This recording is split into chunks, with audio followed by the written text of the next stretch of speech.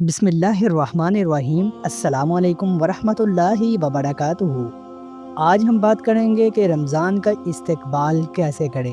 حضرت محمد صلی اللہ علیہ وآلہ وسلم کی زندگی میں ہر عمل کی ایک عظمت تھی۔ جب رمضان کا مقدس مہینہ قریب آتا تو حضرت محمد صلی اللہ علیہ وآلہ وسلم اس کے استقبال کے لیے بڑی محبت اور جوش سے تیاری کرتے۔ یہ صرف ایک معمولی مہمان کی آمد نہ ہوتی، بلکہ یہ ایک محترم اور عزت والے مہمان کی آمد ہوتی۔ رمضان، جسے اللہ تعالیٰ نے اپنی خاص رحمت اور برکتوں کے لیے منتخب کیا تھا، اس کی آمد کا بھرپور استقبال کیا جاتا۔ حضرت محمد صلی اللہ علیہ وآلہ وسلم نے رمضان کی تیاریوں میں ایک اہم عمل شعبان کے مہینے میں روزے رکھنا قرار دیا۔ شعبان کا مہینہ رمضان سے پہلے آتا ہے، اور اس مہینے میں روزے رکھنے کا مقصد یہ تھا کہ انسان اپنی روحانی قوت کو مضبوط کرے اور رمضان کے روزوں میں کسی قسم کی کمزوری محسوس نہ ہو۔ حضرت محمد صلی اللہ علیہ وآلہ وسلم خود شعبان کے مہینے میں روزے رکھتے اور اپنی امت کو بھی اس کی ترغیب دیتے۔ تاہم حضرت محمد صلی اللہ علیہ وآلہ وسلم نے ایک اہم بات بھی بیان کی۔ آپ نے فرمایا کہ شعبان کے وسط کے بعد، یعنی 15 شعبان کے بعد روزے نہ رکھے، تاکہ رمضان کے روزوں کی طاقت ختم نہ ہو اور رمضان میں پوری قوت کے ساتھ روزہ رکھا جا سکے۔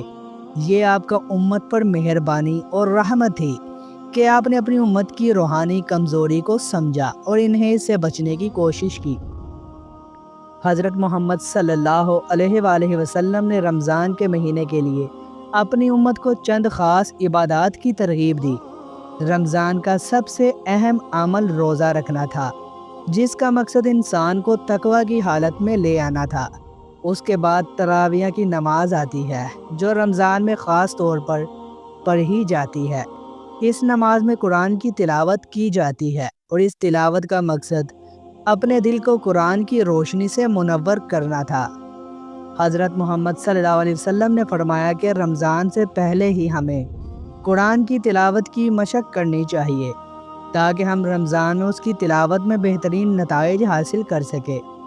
آپ نے فرمایا کہ رمضان کے دوران قرآن کی تلاوت سے انسان اپنے گناہوں سے پاک ہو جاتا ہے اور اللہ کی رضا حاصل کرتا ہے۔ اس کے بعد حضرت محمد صلی اللہ علیہ وآلہ وسلم نے امت کو گناہوں سے بچنے کی اہمیت بتائی۔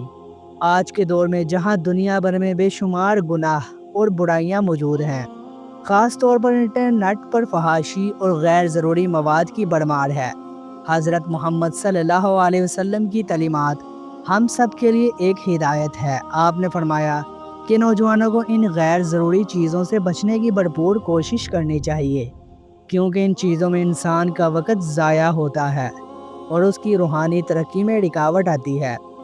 حضرت محمد صلی اللہ علیہ وسلم نے خاص طور پر اس بات پر زور دیا کہ ہمیں اپنی آنکھوں، زبان اور ہاتھوں کو گناہ سے بچانے کی ضرورت ہے۔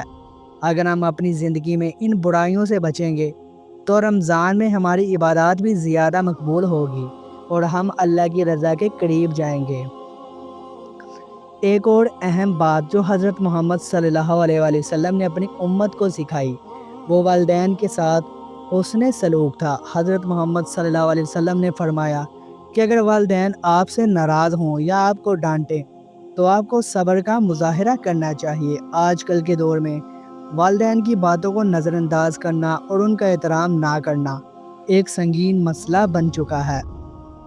حضرت محمد صلی اللہ علیہ وسلم نے فرمایا کہ والدین کے ساتھ حسن سلوک اور احترام ہمیں جنت تک لے جاتا ہے۔ خاص طور پر جب والدین کی طرف سے سخت کلامی یا ڈانٹ پڑے تو ہمیں اپنی زبان کو قابو میں رکھتے ہوئے ان کے ساتھ نرم رویہ اپنانا چاہیے۔ اس عمل سے نہ صرف والدین خوش ہوتے ہیں بلکہ اللہ کی رضا بھی حاصل ہوتی ہے۔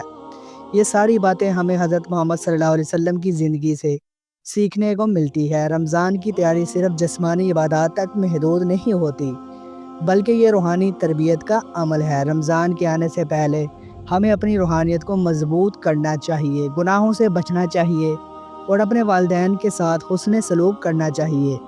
رمضان کا مہینہ ہمارے لیے اللہ کی طرف سے ایک خاص تحفہ ہے، اور اس تحفے کو ہم اپنے اعمال کے ذریعے بہتر طور پر حاصل کر سکتے ہیں۔